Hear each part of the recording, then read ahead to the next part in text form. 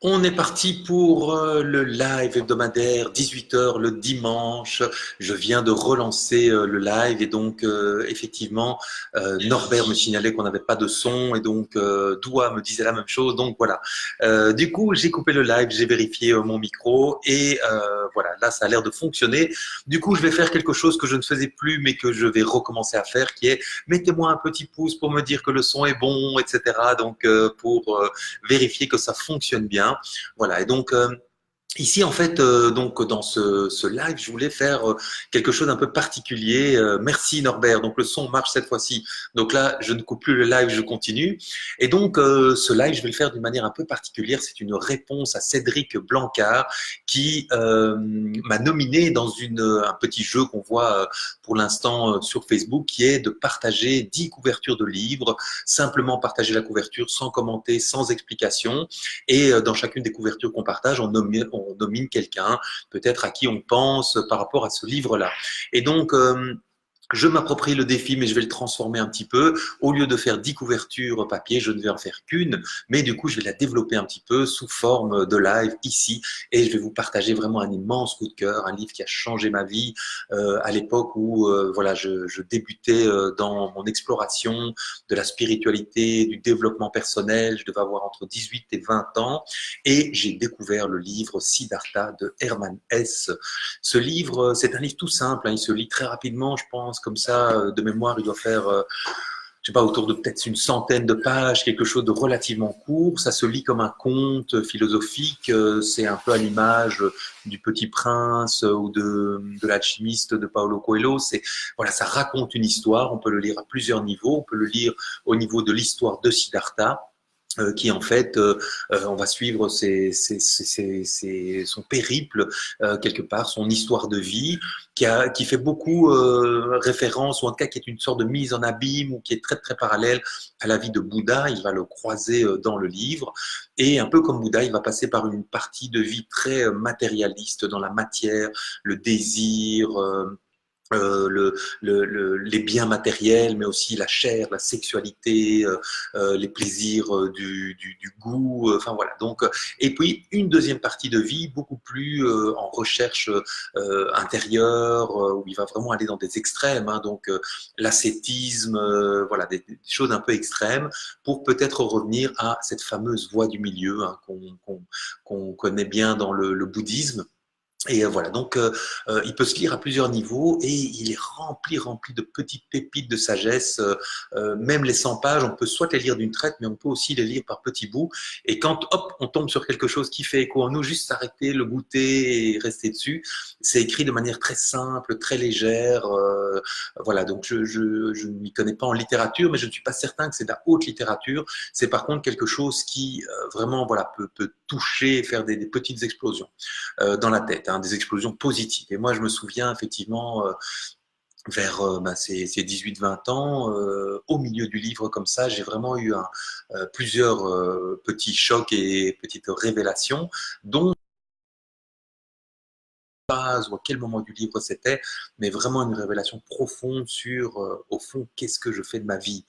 Ça m'est vraiment arrivé, mais bang, comme on se prend un mur alors qu'on conduit à vélo, je ne sais pas, boum, un choc, et on passe dans une autre dimension. Si c'était Alice au Pays des Merveilles, boum, on passe de l'autre côté du miroir, et je sais que ce livre a vraiment changé ma vie. Il m'a connecté à quelque chose que j'avais en moi, sur lequel sans doute à l'époque je n'avais pas mis de mots, et voilà, donc il m'a apporté vraiment vraiment beaucoup. Euh, c'est marrant parce que donc la spiritualité, c'est quelque chose dont j'ai l'impression, voilà, qui a toujours fait partie de ma vie, hein, des petits enfants. Voilà, ça faisait partie de ma vie. Mon père m'a quelque part connecté à ces explorations de spiritualité de manière assez naturelle quand j'avais 10-11 ans. Donc j'ai découvert beaucoup de choses qui me paraissaient très très tout d'un coup familières, et j'avais l'impression un peu de revenir à la maison quand je me connectais à ça avec lui. Et donc j'avais un peu oublié ça, j'étais aussi reparti dans une course un peu matérielle, ce qui est normal quand on arrive dans l'adolescence, jeune adulte, on se lance, et ce livre a été comme pouf, une reconnexion à l'essentiel. Et je voulais vous partager juste un petit extrait de ce livre. Euh, voilà, qui je trouve voilà, fait écho à cette idée de passer du matériel au spirituel chez Siddhartha. Pendant des années, sans noble aspiration, sans grandeur, il s'était contenté de mesquins plaisirs. Et encore, ceci ne lui avait pas suffi. Sans s'en rendre compte lui-même, il s'était efforcé, pendant tout ce temps, de réaliser son désir, d'être un homme comme les autres, ses grands enfants. Et il n'avait réussi qu'à rendre son existence plus misérable et plus vide que la leur, parce que leur but n'était pas les siens, pas plus que leurs soucis. Tout ce monde composé d'individus à la Kamaswani n'avait guère été pour lui qu'un spectacle, une sorte de danse que l'on regarde de loin, une comédie. Seule Kamala, alors Kamala c'est sa femme dans le livre, donc seule Kamala avait trouvé grâce à ses yeux. Elle seule lui avait été chère, mais l'était-elle encore? Avait-il encore besoin d'elle, ou elle de lui? Ne se livraient-ils pas tous les deux à un jeu sans fin? Était-il vraiment nécessaire de vivre pour cela? Non, cela n'en valait pas la peine. C'était là un jeu d'enfant. Cela s'appelait Sansara. On avait du plaisir à y jouer une fois, 2 fois, 10 fois même, mais le recommencer toujours, toujours. Et Siddhartha savait que le jeu était fini, qu'il ne pouvait plus le recommencer. Un frisson courut sur tout son corps et pénétra jusqu'au fond de lui-même. Il sentit que quelque chose venait de mourir en lui. Voilà, je trouve que ça résume bien l'esprit du livre, ces prises de conscience, ce Siddhartha qui recherche vraiment l'essentiel et qui pour ça explore tout. Et je pense que ce livre fait, quand on le lit, écho à nos vies. En tout cas, moi, ça m'a fort parlé. Et je pense que j'ai, d'une manière, sans le savoir, vécu ça aussi dans ma vie jusqu'à mes 45 ans, vraiment un explorateur dans la matière, voilà, dans tout ce que ça comporte, y compris dans les relations, etc. Et puis, petit à petit, sans doute avec l'âge qui avance, cette recherche de sens et l'idée de se connecter à autre chose. Voilà, donc c'est une belle fable, je pense, de nos vies en général. Et sans le savoir, à 18 ans, j'étais sans doute occupé à lire en partie quelque chose qui allait se dérouler dans ma propre vie. Voilà, c'était mon partage d'aujourd'hui.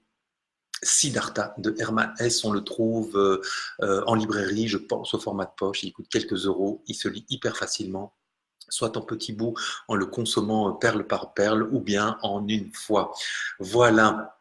Alors, je vais relire vos commentaires avant de nous séparer. Donc, Norbert, merci beaucoup. Donc, tu me confirmes effectivement que le son marche et c'est toi qui m'as signalé qu'il ne marchait pas ici. Donc, Bernadette nous confirme aussi. Bonjour, Bernadette, également. Et alors, Angélique, quel livre? Donc, c'est Hermann Hesse. Je vais mettre un petit lien en commentaire. Je vais le faire tout de suite d'ailleurs. Bim, bam, boum.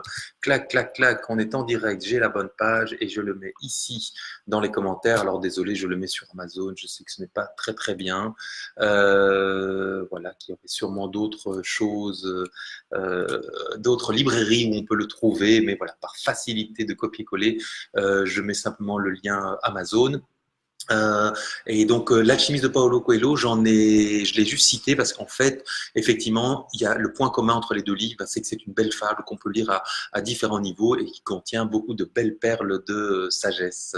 Voilà, merci de nous avoir écoutés, merci Cédric pour de m'avoir fait ce clin d'œil dans le défi. Je vais d'ailleurs mettre le lien vers aussi le petit défi que tu m'as lancé. Je vais le mettre dans les commentaires là maintenant. Hop, hop, hop, voilà. Hop, il est là. Jack, est-ce qu'il est au bon endroit? Est-ce que je suis au bon endroit si je fais ça? Je pense que oui, le voilà. Et je le poste ici. Comme ça, on a le petit défi de Cédric. Donc, merci beaucoup Cédric pour ce défi.